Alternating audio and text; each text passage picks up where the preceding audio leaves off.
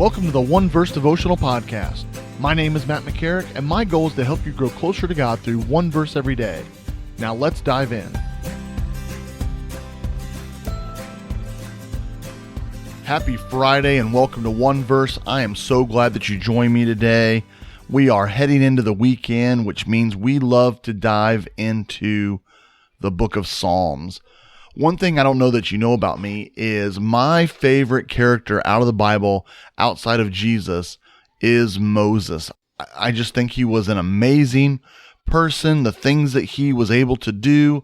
I mean, literally the only man who ever was able to look on God. He had conversations with God. I mean, he was a leader of Israel. There's just so much I love about Moses, from his story as a child to later on in life. I just love that. Now, you might be thinking, okay, well, you just said we're in Psalm. What does that have to do with Moses? Well, not all the Psalms were written by David. Our one verse today is Psalm 90. And at the very beginning, remember I told you this before when we've talked about Psalms in the past, that those little kind of bonus pieces of information that start off some of our Psalms, those are not like the chapter headings that we get in the New Testament. Those little verses, those little pieces of information were actually the beginning of the psalm. But since it wasn't a part of the song, instead of making that verse 1, they kind of just added it as a bonus and then started on verse 1 with the actual psalm, so we wouldn't get confused about what was a psalm and what wasn't. However, that is also an inspired piece of the Bible. And so that is true information. And so when it says a Psalm of David, that was actually a part of our Bible and not added later. Well, on Psalm 90, it says a prayer of Moses, the man of God. Now, how cool is that? And so Moses has some wisdom to share with us. Even though he's praying to God, I think we can learn a lot from what he's saying. And so he's praying to God, he's talking to God, and he says this in Psalm 90, verse 12. He says, "Teach us to number our days, that we may gain a heart of wisdom." Teach us to number our days.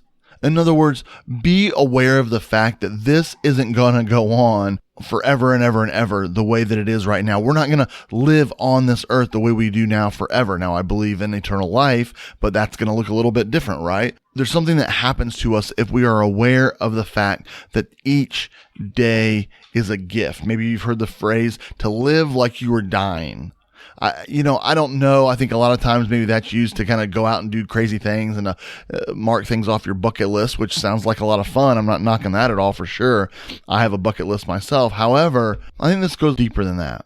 Teach us to number our days. Why? That we may gain a heart of wisdom. If you looked at each day as a gift, if you knew, hey, I'm not promised tomorrow, how would I live today? Sure, you might do some crazy stuff. You might do some fun stuff. But I think we would look at people different as well. I think you'd say, you know what? I want to love that person. I want to show care for that person because I don't know if I'm ever going to be able to interact with them again. I don't want this argument or this conflict with my close friend or my spouse to continue on because I am numbering my days. I know that my days are numbered. And so I want to redeem as much as I can every single day that I'm given. Now, I understand that's a hard way to live. It's a hard way to be constantly aware of that. But I think if we can just take, it's the same thing with one verse. I believe in those small little steps. If we can just take a small little step towards this area, I mean, literally, put a reminder in your phone that goes off once a week that says, treat today like it's your last. Man, what will we do in our lives? How would we treat people? How would we look at others? What wrongs would we make right? What things would we do that we have been putting on the back burner? Because I know this better than anyone, that it's so easy for those urgent tasks that we feel like we're just running around putting out this fire and putting out that fire, and we got to handle this urgent matter and handle that urgent matter. And the things that are really important in our lives get pushed to the back burner. They get pushed out of the way. Well, what if we live just one day a week saying, you know what? I'm going to focus on those things that really, truly matter. Urgent is always going to happen. But if we just pause and say, you know what? How can I put the urgent on hold and focus on what truly is important? I want to encourage you this weekend to focus on what is important. Make a list of where you should really be investing your time for future dividends. That's how we live, being aware of our days. That's how we can gain a heart of wisdom. Have a great day. Have a great weekend. Peace.